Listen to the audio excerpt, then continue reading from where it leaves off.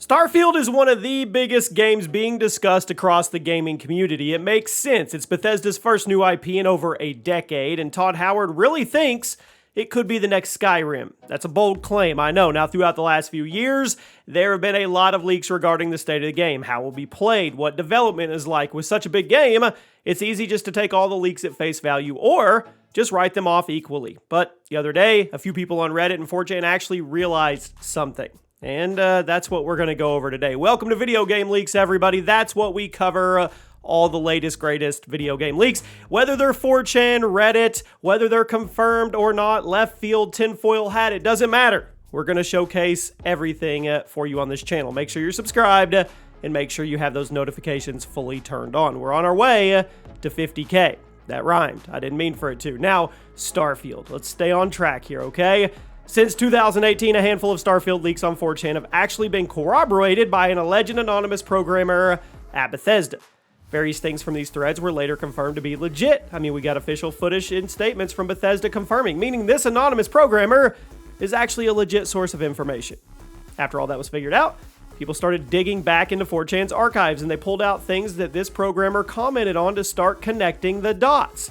YouTuber Juicehead, well, they did most of the heavy lifting and even put together a long video documenting everything. But basically, we are going to believe this anonymous programmer for this video and take what they say as fact, which frankly, I think we should. And there's some other crazy details we can now officially treat as fact as well. Again, if you want to hear everything, go over to Juicehead's channel, watch their breakdown. But here's some of the big bullet points, thanks to Reddit for compiling these, about Starfield and the state it's in.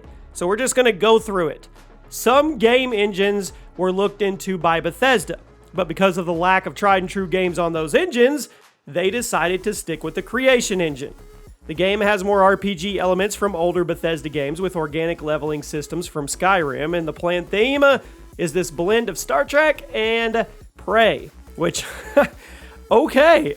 Next bullet point. Havoc is replaced by in-house tools, and there are ladders in the game. We're going through bullet points here, so these are going to kind of not make sense as we try to connect them, but you get the idea.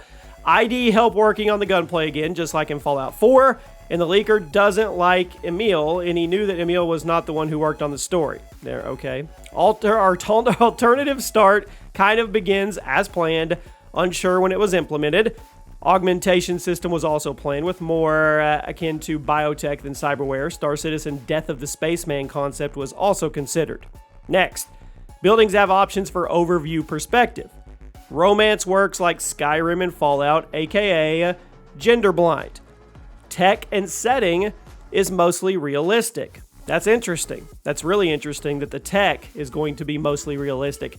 You can land on any planet and moon that have a physical land. There is space flight, there is space fight, weapon and ship customization, and crew management. No seamless landing, but there are atmospheric flight and land rovers.